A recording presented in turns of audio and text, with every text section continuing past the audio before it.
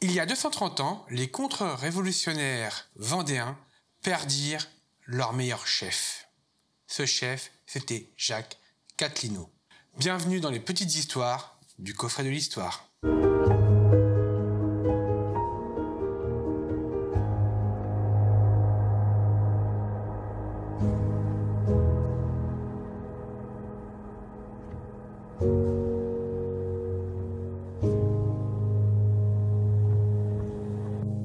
Jacques Catlinaud est né le 5 janvier 1759 à Pas-en-Mauges, en Maine-et-Loire.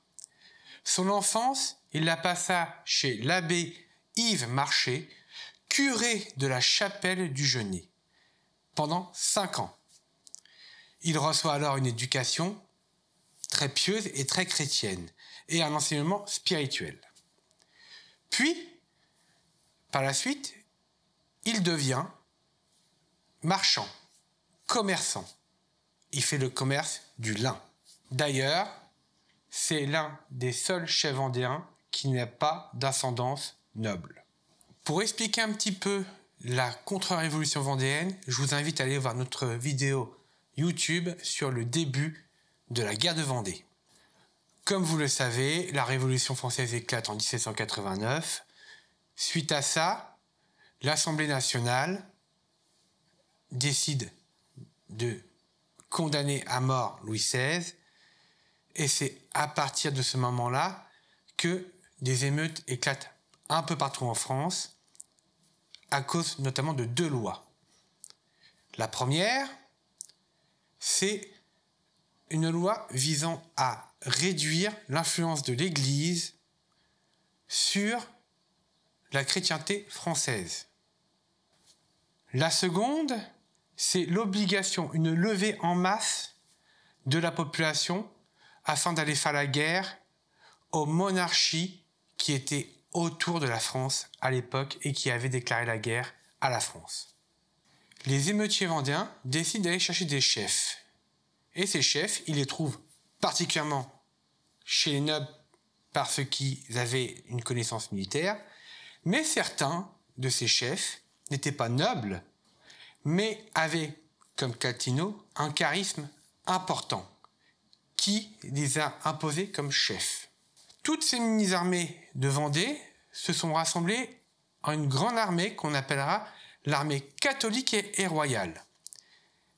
Catlinaud en est d'ailleurs le chef, c'est le généralissime des armées catholiques et royales, et il fait l'unanimité.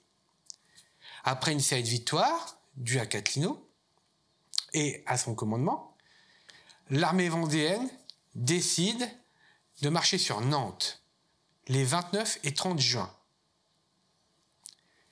Catlinaud mène alors 40 000 hommes à l'assaut de Nantes. Pendant la bataille, Catlinaud arrive sur la place Viarme aux portes de Rennes.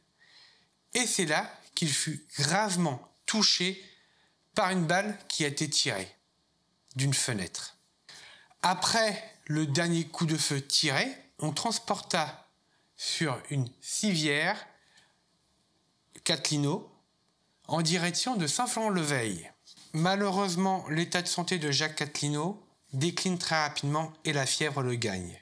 Le 13 juillet, il vit ses dernières heures. Il décéda alors le 14 juillet.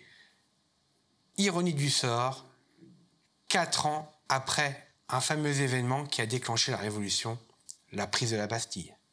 Sa dépouille est alors enterrée à la chapelle de Catlinaud à Saint-Florent-le-Veil, où il y repose toujours. Malheureusement, cette terrible perte signe le crépuscule pour l'armée vendéenne.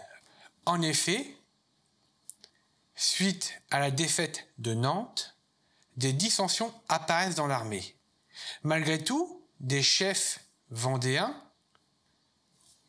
sont toujours nommés généralissimes, mais n'arrivent pas à rendre à l'armée vendéenne le panache qu'elle avait. Bien qu'intrépide, courageux et d'un panache sans nom, Henri de la Roche-Jacquelin, qui était le dernier généralissime, ne parvint pas à rendre la splendeur de l'armée vendéenne. Et la virée de Galerne acheva cette grande armée. Si cette histoire vous a plu, n'hésitez pas à liker, commenter, ce sera un plaisir de vous lire et de vous répondre. Quant à moi, je vous laisse et serai ravi de vous retrouver pour une prochaine petite histoire du coffret d'histoire. On me l'a pris dès le berceau, l'histoire de Catalino, l'histoire de Catalino.